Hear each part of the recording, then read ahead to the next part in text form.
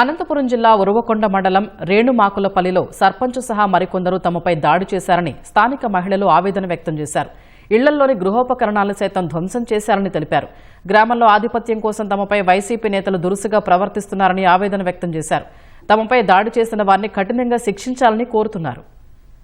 మమ్మల్ని కొట్టి తాలుగొట్లన్నీ గుంజుకొని పోయినారు సార్. పిల్ల తల్లి అనుకోకుండా ఇంత కట్ల తీసుకొని వచ్చి పర్ర కొట్టుకొని వస్తున్నారు. ప్రెసిడెంట్ కొడుకులు తమ్మన గారు అందరూ భార్య పిల్లలు అందరూ అక్కడ అందములంతా మొత్తం వచ్చేసినారు.